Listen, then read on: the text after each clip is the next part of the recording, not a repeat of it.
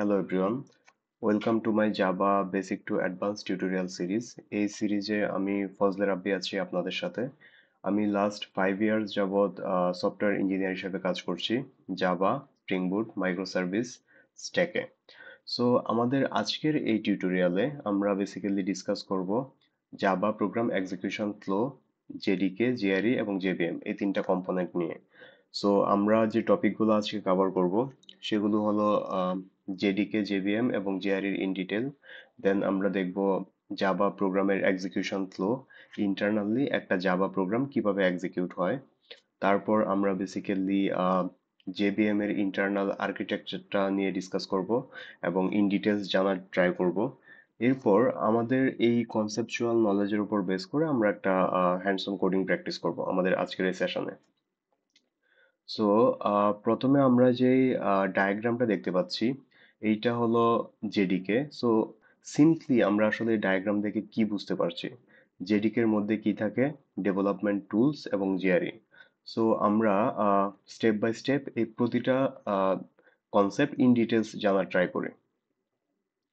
So Java development kit, Java development kit basically একটা complete software development kit, যেটা দিয়ে ডেভেলপাররা code লিখতে পারে, কম্পাইল করতে পারে, ডিবাগ করতে পারে এবং জাভা কোডটাকে রান করতে পারে। সো জেডিকে আমাদের হলো ডেভেলপমেন্ট টুলস প্রোভাইড করে। ডেভেলপমেন্ট টুলসের মধ্যে আসলে কি থাকে, প্রোগ্রামিং ল্যাঙ্গুয়েজ যেটা দিয়ে আমরা জাভা কোড লিখি, দেন কম্পাইলার, জাভা সি কম্পাইলার যেটা দিয়ে আমরা যে জাভা কোডটা লিখি সেটাকে কম্পাইল করি এবং আমাদের ডিবাগার দিয়ে আমরা জাভা কোডটাকে ডিবাগও করতে পারি। সো জেডিকে এর মধ্যে অলসো জিআরই থাকে, Java run time environment. So Java run time environment আসলে কি এটা নিয়ে আমরা ইন ডিটেলস জানবো এর পরের টপিকেই। So Java run time environment basically আমার একটা জাভা প্রোগ্রাম রান করার জন্য যে এনভায়রনমেন্ট প্রয়োজন সেটা প্রোভাইড করে। সো জেডিকে এর মধ্যে কি থাকে, development tools. So development tools দিয়ে আমরা বেসিক্যালি একটা প্রোগ্রাম ডেভেলপ করি, কম্পাইল কম্পাইল করি এবং ডিবাগ করি। সো আমরা যদি ইন ডিটেলস দেখি যে কি কি ডেভেলপমেন্ট টুলস আসলে জেডিকে এর মধ্যে থাকে। জাভা সি, যেটা হলো আমার কম্পাইলার, যেটা আমাদের ডট জাভা ফাইলটাকে ডট ক্লাস ফাইলে কনভার্ট করে। এরপর হলো জাভা, যেটা একটা কমান্ড লাইন টুল যার সাহায্যে জেভিএম স্টার্ট হয় এবং আমাদের যে কম্পাইলড ডট ক্লাস ফাইলটা আছে সেটা এক্সিকিউট হয়। এরপর জার, যেটা আমার বেসিক্যালি মাল্টিপল ডট ক্লাস ফাইলকে প্যাকেজ করে একটা জার ফাইলে কনভার্ট করে। Then Java document, Java doc, যেটা বেসিক্যালি আমাদের সোর্স কোডে যে কমেন্টগুলো থাকে এইটার উপর বেস করে সে এইচটিএমএল ডকুমেন্ট জেনারেট করতে হেল্প করে। Then JDB, that means Java debugger, এটাও একটা কমান্ড লাইন টুল যেটা বেসিক্যালি আমাদের জাভা প্রোগ্রামটাকে ডিবাগ করতে হেল্প করে। দেন জেডিকে বেসিক্যালি প্রোভাইড করে কিছু ইউটিলিটিস এবং মনিটরিং টুলস, যে টুলসগুলোর সাহায্যে আমরা আমাদের আহ, একটা রানিং জাভা অ্যাপ্লিকেশনকে মনিটর করতে পারবো। সো কি কি কি টুলস আসলে ইউজ করা যেতে পারে এই মনিটরিং এর জন্য, যে কনসোল আছে, দেন যে ভিজুয়াল ভিএম, জেপিএস, জেস্টেট, এছাড়া আরো কিছু টুলস বেসিক্যালি আছে। সো আমরা জেডিকে থেকে আসলে কি বুঝলাম, জেডিকে বেসিক্যালি একটা জাভা প্রোগ্রাম ডেভেলপ করার জন্য যে টুলসগুলো প্রয়োজন এই টুলসগুলো বেসিক্যালি জেডিকে প্রোভাইড করে এবং জেডিকে এর মধ্যে জেআরই থাকে। জেআরই হলো আমরা যে জাভা প্রোগ্রামটা ডেভেলপ করেছি সেটা রান করার জন্য ইউজ করা হয়। দেন সো আমরা আরেকটা জিনিস এখান থেকে জানতে পারি যে জেডিকে হলো শুধুমাত্র ডেভেলপমেন্ট পারপোজে ইউজ করা হয় এবং এটা প্ল্যাটফর্ম ডিপেন্ডেন্ট। দ্যাট মিন্স আমার ডিফারেন্ট অপারেটিং সিস্টেমের জন্য ডিফারেন্ট জেডিকে ইউজ করা হয় আসলে। সো আই থিংক আমাদের জেডিকে এর যে কনসেপ্ট, জেডিকে কম্পোনেন্টের যে কনসেপ্ট এইটা মোটামুটি ক্লিয়ার। দেন আমরা জেভিএম নিয়ে ডিসকাস করি, জেআরই নিয়ে ডিসকাস করি। আমাদের পরবর্তী টপিক হলো JRE, Java run time environment. So আমরা বেসিক্যালি জেডিকে দিয়ে যে কোডটা ডেভেলপ করেছি এইটা রান করার জন্য যে এনভায়রনমেন্টটা প্রয়োজন সেটা আমাদের জেআরই প্রোভাইড করে। রাইট। সো জেআরই এর মধ্যে আসলে কি কি থাকে? জেভিএম, জাভা ভার্চুয়াল মেশিন, যেটা হলো আসলে জাভার মেইন প্লেয়ার বা জাভার ইঞ্জিন। জেভিএম এর সাহায্যে আসলে আমাদের প্রোগ্রামটা এক্সিকিউট হয়। সো জেভিএম কে আমাদের জাভার আসলে হার্ট বলা হয়, যেটা জাভাসি কম্পাইলার যে ডট ক্লাস ফাইলটা কনভার্ট ডট ক্লাস ফাইলটা ক্রিয়েট করে, দ্যাট মিনস বাইট কোড, সেই বাইট কোডটাকে জেভিএম বেসিক্যালি এক্সিকিউট করে। সো এর পরবর্তীতে আহ, আহ, আমার এই বাইট কোডটা এক্সিকিউট করার জন্য, বা আমরা যখন কোড লিখি তখন বেশ কিছু বিল্ট ইন ফাংশনালিটি আমরা ইউজ করি। এই বিল্ট ইন ফাংশনালিটি গুলো বেসিক্যালি আমাদের জেআরই প্রোভাইড করে। সো আমরা দেখতে পাচ্ছি কোর লাইব্রেরিজ, যেটা so provide built in functionality needed by the program. Like আমরা ডিফারেন্ট কালেকশন ক্লাস ইউজ করি, দেন নেটওয়ার্কিং ম্যাথ, এই টাইপের আমরা যে বিল্ট ইন ক্লাসগুলো ইউজ করি, এই বিল্ট ইন ক্লাসগুলো আমাদের জেআরই প্রোভাইড করে। Then supporting files, configuration file, property files and environment resources, এই ফাইলগুলো বেসিক্যালি জেআরই আমাদের প্রোভাইড করে। সো জেআরইর মধ্যে মেনলি কি কি থাকে? জেভিএম থাকে, দেন কোর লাইব্রেরিজ থাকে, দেন সাপোর্টিং ফাইল থাকে। সো জেআরইর মেন কাজটা কি তাহলে? আমাদের জাভা কোডটাকে রান করার জন্য যে এনভায়রনমেন্টটা প্রয়োজন সেটা প্রোভাইড করা। এবং জেআরইউ প্ল্যাটফর্ম ডিপেন্ডেন্ট, দ্যাট মিনস আমার ডিফারেন্ট অপারেটিং সিস্টেমে ডিফারেন্ট জেআরই প্রয়োজন। সো আমরা যদি শুধুমাত্র একটা জাভা অ্যাপ্লিকেশন রান করতে চাই, সেক্ষেত্রে শুধুমাত্র জেআরই যদি আমাদের সিস্টেমে ইনস্টল করা থাকে তাহলেই হবে, জেডিকে আসলে প্রয়োজন নাই। দেন আমরা আমাদের পরবর্তী topic JVM, Java virtual machine, হ্যাঁ, যেটাকে জাভা প্রোগ্রামিং এর হার্ট বলা হয় বেসিক্যালি। জেভিএম আসলে কি করে? জেভিএম হলো জেআরইর মধ্যে থাকে। সো আমাদের যে বাইট কোডটা আছে, বা কম্পাইল করার পর আমাদের যে ডট ক্লাস ফাইলটা ক্রিয়েট হয়, এই ডট ক্লাস ফাইলটা এক্সিকিউট করে হলো জেভিএম। সো কিভাবে সেটা এক্সিকিউট করে এটা আমরা স্টেপ বাই স্টেপ জানার ট্রাই করি। জেভিএম হলো আমাদের ডট ক্লাস ফাইলটা মেশিন কোডে কনভার্ট করে। এবং জেভিএম কিন্তু আমাদের platform dependent, that means different operating সিস্টেমের জন্য আমাদের ডিফারেন্ট জেভিএম প্রয়োজন হয়।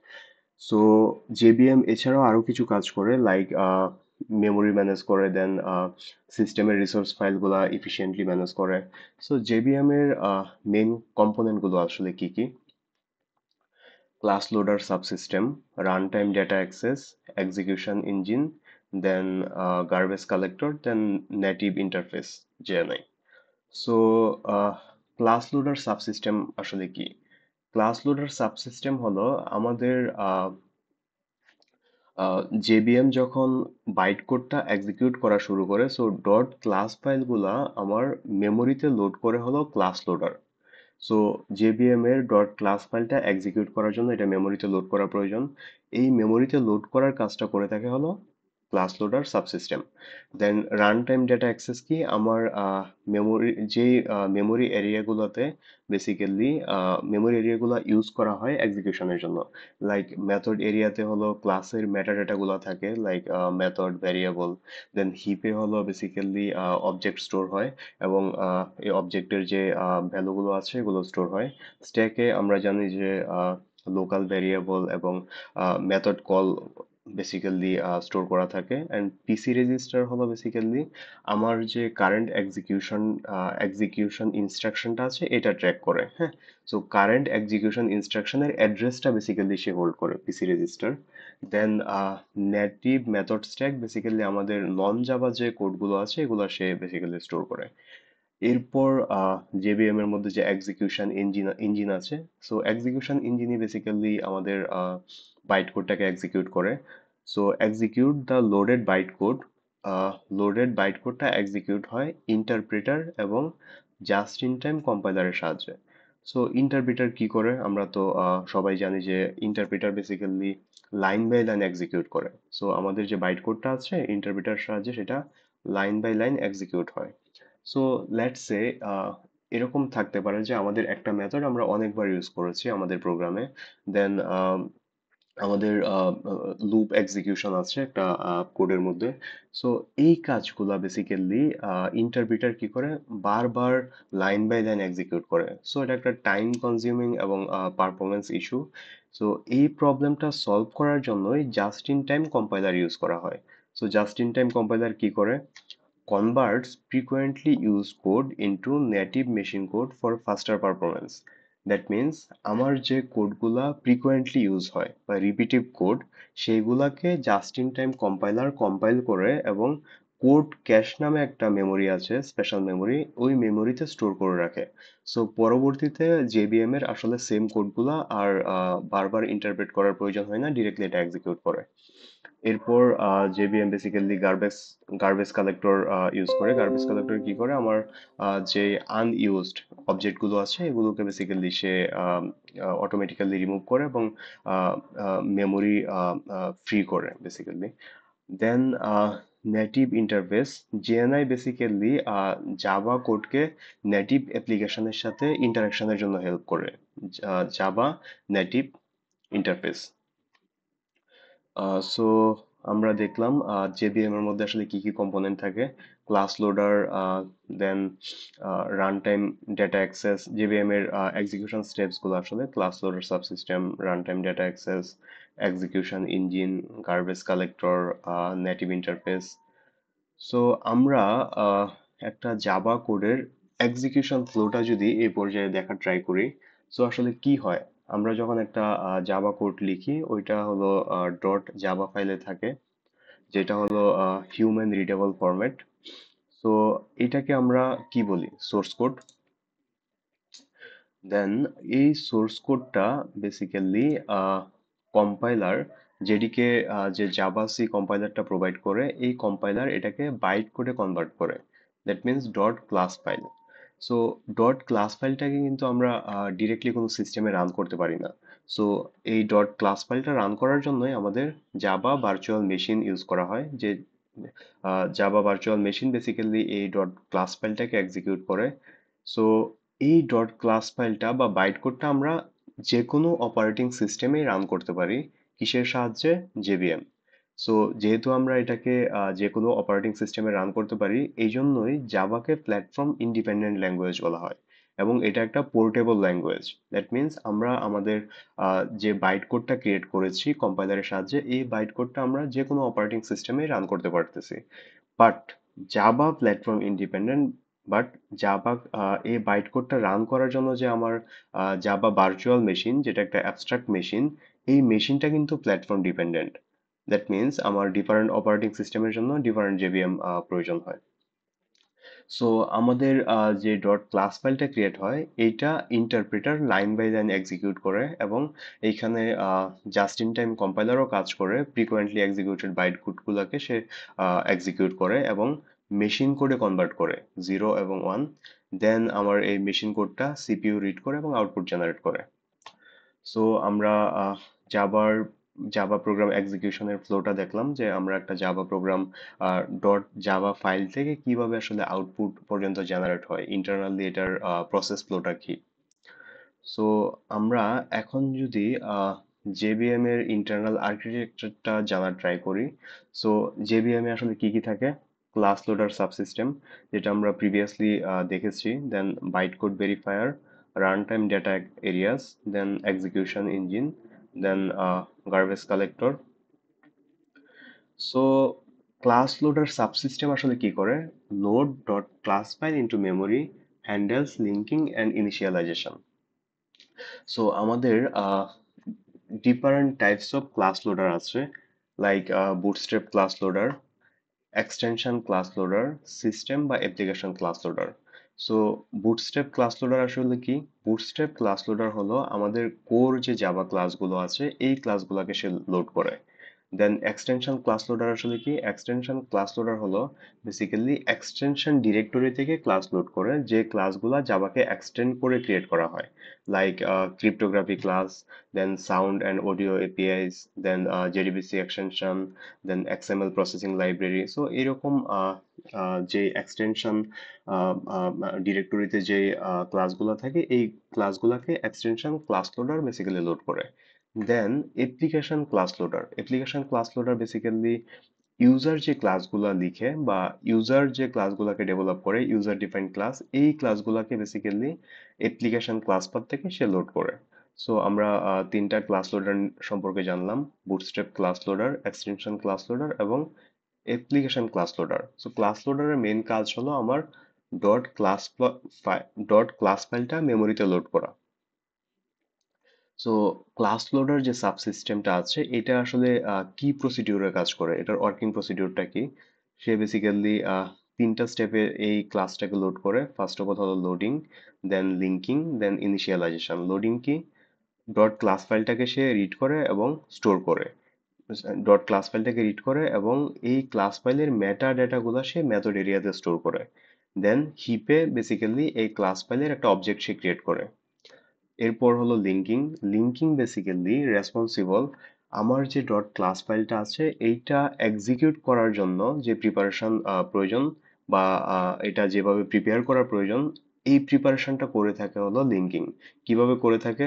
ভেরিফিকেশনের মাধ্যমে। সো যে বাইট কোডটা বেসিক্যালি এক্সিকিউট, জেবিএম যে বাইট কোডটা এক্সিকিউট করবে, এই বাইট কোডটা প্রপারলি জেবিএম এর রুলস ফলো করেছে কিনা এবং এটা এক্সিকিউট করার জন্য সেফ কিনা, এইটা এনশিওর করা হয় হলো ভেরিফিকেশন পেজে। দেন প্রিপারেশন কি? প্রিপারেশন হলো allocates memory for static variable. Static ভেরিয়েবলগুলোর জন্য মেমোরি অ্যালোকেট করা হয় এবং এগুলোতে ডিফল্ট ভ্যালু অ্যাসাইন করা হয়। দেন রেজুলেশন পেজে কি করা হয়? রেজুলেশন পেজে বেসিক্যালি আমার convert symbolic reference into direct reference in memory. So symbolic রেফারেন্সকে ডিরেক্ট রেফারেন্সে কনভার্ট করা হয় মেমোরিতে। এইটা আসলে কি বোঝাচ্ছে? এটা দ্বারা বোঝাচ্ছে হলো আমার যে সিম্বলিক রেফারেন্স গুলো আছে, লাইক সাপোজ আমার কোডে আছে, সাপোজ আমরা কোডের মধ্যে লিখলাম এ এ প্লাস বি। সো এটা হলো একটা সিম্বলিক রেফারেন্স। রেজুলেশন কি করে? এই সিম্বলিক রেফারেন্সটাকে সে অ্যাকচুয়াল ভ্যালুতে কনভার্ট করে। লাইক সাপোজ এর ভ্যালু হলো 4 এবং বি এর ভ্যালু হলো 5। সো এই পেজে বেসিক্যালি এই সিম্বলিক রেফারেন্সগুলো ডিরেক্ট ভ্যালুতে কনভার্ট হয়। ঠিক আছে? সো লিঙ্কিং এ ভেরিফিকেশন, প্রিপারেশন এবং রেজুলেশন, এই তিনটা পেজের মাধ্যমে আমার ডট ক্লাস ফাইলটা এক্সিকিউট করার জন্য সে প্রিপেয়ার করে। দেন থার্ড স্টেপ হলো ইনিশিয়ালাইজেশন। ইনিশিয়ালাইজেশন কি করে? স্ট্যাটিক ভেরিয়েবলগুলোর মধ্যে অ্যাকচুয়াল ভ্যালু অ্যাসাইন করে, দেন এক্সিকিউট করে স্ট্যাটিক ব্লকগুলা যেগুলো হলো ক্লাসের মধ্যে ডিফাইন করা থাকে। সো এই তিনটা প্রসেসের মাধ্যমে ক্লাস লোডার সাবসিস্টেম কাজ করে থাকে। দেন হলো byte code verifier. Byte code verifier কি করে? এনশিওর করে code safety, no illegal memory access. That means আমার যে বাইট কোডটা আছে এটার মধ্যে কোনো ইললিগাল মেমোরি অ্যাক্সেস নাই। দেন রান টাইম ডেটা অ্যাক্সেস, যেটা নিয়ে আমরা প্রিভিয়াসলি ডিসকাস করেছি, যে রান টাইমে বেসিক্যালি যে মেমোরি এরিয়াগুলো ইউজ করা হয়, like method area, heap, stack, PC register এবং native stack. Then execution engine, interpreter এবং জাস্ট ইন টাইম কম্পাইলার নিয়ে আমরা ডিসকাস করেছি। So just in time compiler যে ফ্রিকোয়েন্টলি এক্সিকিউটেড কোড, যেগুলোকে আসলে হট কোড বলা হয়, সেগুলোকে মেশিন কোডে সে নেটিভ মেশিন কোডে কনভার্ট করে এবং কোড ক্যাশ নামে একটা মেমোরিতে সে স্টোর করে রাখে। পরবর্তীতে বেসিক্যালি জেবিএম এই কোড ক্যাশ থেকে জাস্ট এই কোডগুলোকে সে এক্সিকিউট করে। সো পারফরমেন্স অপটিমাইজেশনের জন্যই জাস্ট ইন টাইম কম্পাইলারটা বেসিক্যালি ইউজ করা হয়। এর পরবর্তী প্রসেস হলো গার্বেজ কালেক্টর। সে অটোমেটিক্যালি আনইউজড অবজেক্টগুলোকে রিমুভ করে দেয় মেমোরি থেকে। দেন বেসিক্যালি আমাদের মেশিন কোডে কনভার্ট হয় এবং সিপিইউ এই মেশিন কোডটা রিড করে আউটপুট জেনারেট করতে পারে। সো আমরা অলমোস্ট শেষ পর্যায়ে আমাদের এই টিউটোরিয়ালের। আমরা হলো বেশ কিছু জিনিস নিয়ে ডিসকাস করেছি। সো আমরা দেখেছি যে জেডিকে, জেবিএম এবং জিআরই ইন ডিটেলস, জাভা প্রোগ্রামের এক্সিকিউশন ফ্লো, জেবিএম এর ইন্টারনাল আর্কিটেকচার। সো আমরা যদি জাস্ট প্রতিটা টপিক শর্টলি বলার ট্রাই করি। জেডিকে হলো জাভা ডেভেলপমেন্ট কিট, যেটা একটা জাভা প্রোগ্রাম ডেভেলপ করার জন্য ইউজ করা হয়। জিআরই কি? Java run time environment. আমাদের যে জাভা কোডটা ডেভেলপ করা হয়েছে, এইটা রান করার জন্য যে এনভায়রনমেন্ট প্রয়োজন সেটা হলো জেআরই আমাদের প্রোভাইড করে। সো জেআরই কিসের মাধ্যমে আসলে জাভা কোডটাকে রান করে বা বাইট কোড যেটা জেনারেট হয় এটাকে রান করে? জেবিএম এর মাধ্যমে। জেবিএম হলো বেসিক্যালি এক্সিকিউশন ইঞ্জিন, যার মাধ্যমে হলো জাভা কোডটা রান হয়, মেশিন কোডে কনভার্ট হয় এবং সিপিইউ এটা রিড করে আউটপুট জেনারেট করে।